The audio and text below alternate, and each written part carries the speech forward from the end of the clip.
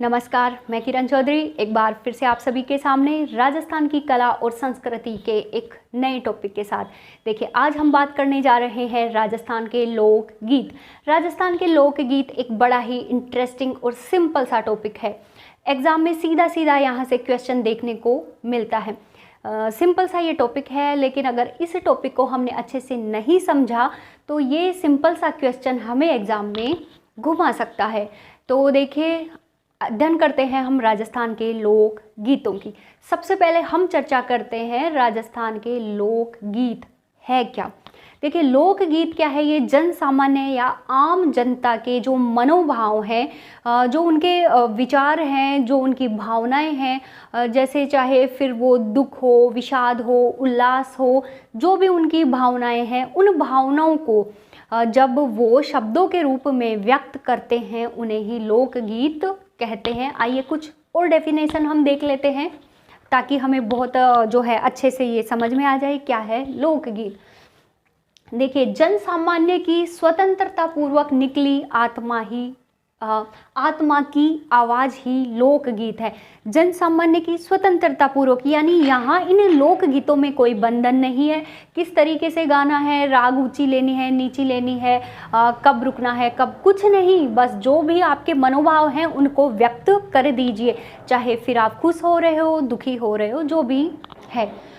उसके बाद देखिए, गांधी जी ने लोकगीतों के बारे में क्या कहा है। लोकगीत ही जनता की भाषा है। लोकगीत ही जनता की भाषा है और संस्कृति के पहरेदार हैं। देखिए, वैसे भी आपको किसी भी क्षेत्र की अगर संस्कृति को अच्छे से समझना है तो उनके लोकगीतों का अध्ययन जरूर कीजिए, क्योंकि लोकगीत के माध्यम से हमें बहुत अच्छे से समझ में आ जाएगा कि उनकी मनोभावनाएं, उनके विचार किस प्रकार के हैं। देखिए, इसके बाद देवेंद्र सत्यार्थी, इन्होंने लोकगीत के बारे में क्या कहा है। लोकगीत किसी संस्कृति के मुँह है बोले चित्र है। लोकगीत किसी संस्कृति के मुँह है बोले चित्र, यानी जैसी संस्कृति होगी, जिस प्रकार की संस्कृति के लोग हैं, वो उसी प्रकार के गीत का गायन करेंगे। नेक्स्ट देखिए, हम बात करते हैं लोकगीत उमंग, वियोग, पीड़ा की भावना के परिचायक है। यानी आपके जिस समय जिस भी प्रकार की आपकी भावनाएं हैं, जो भी विचार चल रहे हैं, आप दुखी हो रहे हो तो आप अलग तरीके का गीत गाओगे, खुश हो रहे हो अलग तरीके का गीत गाओगे, आप बहुत पीड़ित हो, कुछ अलग प्रकार के आपके मनोभाव प्रकट होंगे, वही लोकगीत है। तो आइए राजस्थान के कुछ मुख्य लोकगीतों की हम यहाँ चर्चा कर लेते हैं। सबसे पहले हम बात करते हैं केसरिया बालमा।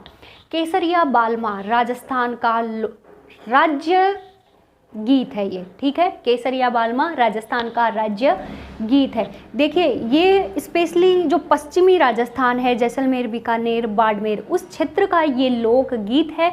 और वहाँ की जो शैली है, मांड गायन की शैली, उसमें इस लोकगीत को, उस शैली में इस लोकगीत का गायन किया जाता है।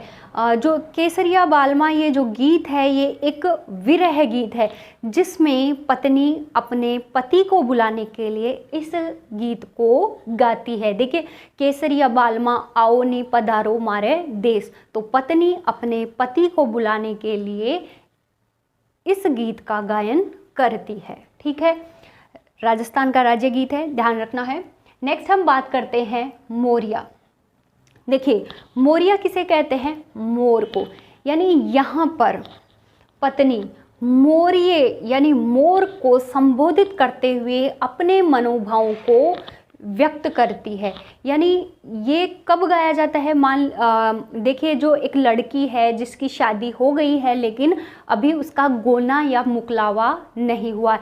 चलिए, अभी तो जो ऐसा नहीं है, शादी के तुरंत बाद ये सब चीज़ें जो है गोना मुकलावा हो जाता है। पहले जब बाल विवाह होते थे, शादी के कई वर्षों बाद जो है गोना होता था। तो ऐसी जो लड़की है वो अपने जो है पति से मिलने की इच्छा जो व्यक्त करती है मोरिये को संबोधित करते हुए, यानी वो अपने पति को बुलाती है, ठीक है, मोरिया को संबोधित करते हुए। तो ये है मोरिया गीत, ये एक विरह गीत है।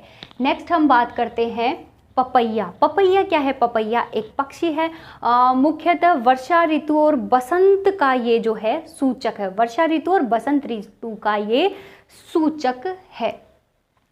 जो पपैया गीत का गायन जो है स्त्रियां सुखी दाम्पत्य हेतु इस पपैया गीत का गायन करती है। यानी सुखी दाम्पत्य, पति पत्नी के बीच में कोई मतभेद, कोई लड़ाई झगड़ा इस प्रकार का ना हो, शांतिपूर्वक वो अपने दाम्पत्य जीवन का निर्वाह कर ले, इस हेतु पपैया जो है गीत गाया जाता है। नेक्स्ट हम बात करते हैं कागा। कागा किसे कहते हैं? कौवे को। सबने सुना होगा ये कागा गीत, उड़ उड़ रे मारक काला रे कोआ, जो भी जो है। तो जो कागा है वो कोए को संबोधित इसमें किया जाता है।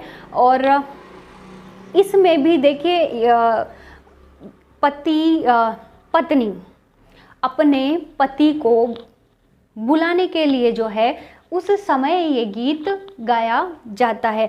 यानी जैसे देखिए मुंडेर पे कौवा बैठा है, वो काँव काँव कर रहा है, तो पत्नी कहती है, उसको उड़ाती है और कहती है कि तू उड़ जा। वो शगुन मनाती है एक तरीके से, उस कौवे को उड़ाती है और शगुन के तौर पे इस गीत को गाती है कि कौवे तू उड़ जा, जो है मेरा पति आ जाए। देखिए जो ग्रामीण जो लोग हैं वहाँ हमेशा से और आज भी बहुत जगह ये चीज़ देखी जाती है कि कौवा अगर सुबह सुबह मुंडेर पे काँव काँव करता है तो इस तरीके से कहा जाता है कि कौवा बोल रहा है और उसको उड़ाता है कि उड़ जा, कहीं कोई आज मेहमान आएगा।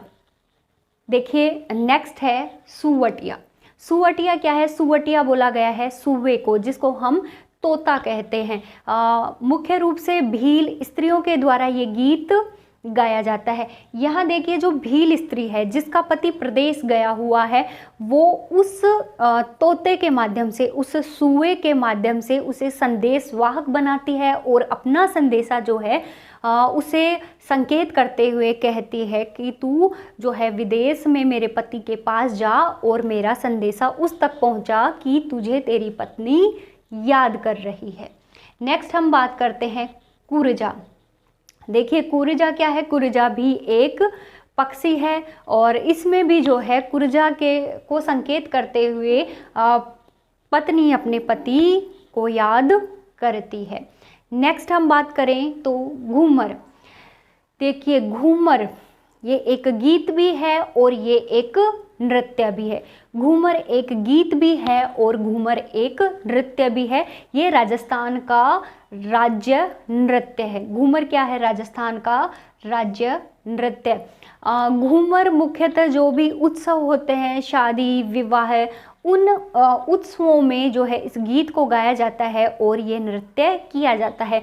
जो इस गीत में क्या है, एक लड़की अपनी माता से रिक्वेस्ट करती है कि वो उसकी माताजी उसे घूमर देखने के लिए लेके जाए। ध्यान रखना राजस्थान का राज्य नृत्य है घूमर। नेक्स्ट हम बात कर रहे हैं जीरा। देखिए ये जो गीत है इसमें पत्नी अपने पति से रिक्वेस्ट करती है। पति क्या करता है कि अपने खेत में जीरे की बुआई करता है।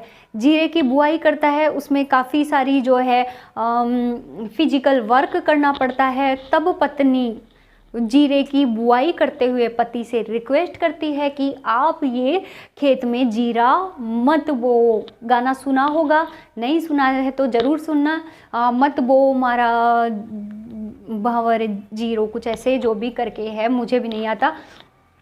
तो वो उसे जीरा ना बोने के लिए रिक्वेस्ट करती है। नेक्स्ट हम बात करते हैं चिरमी। देखिए चिरमी भी एक पेड़ या पौधा होता है। तो इसमें क्या होता है, नववधू अपने ससुराल में याद करती है अपने भाई और अपने पिता को, क्योंकि अभी वो नववधू है, अभी ससुराल में गई हुई है, तो अब उसे अपने पीहर की याद आती है। वो बैठे बैठे अपने भाई और पिता को याद करती है और याद करते हुए ये गीत गाती है कि आप लोग आइए, मुझे यहाँ ससुराल से लेके चले जाइए। नेक्स्ट है हिंडो। देखिए हिंडो क्या है, हिंडो बोलते हैं झूला को। अब बताइए झूला कब डलता है? झूला डलता है तीज के अवसर पर। तीज के अवसर पर जो है बगीचों में जो है पेड़ों पे झूला डाला जाता है। और जो लड़कियां होती है और जो नव विवाहित लड़कियां होती है, जो ससुराल से तीज के त्योहार पर पीहर आती है, और उस समय वो झूला झूलते हुए ये हिंडो गीत गाती है।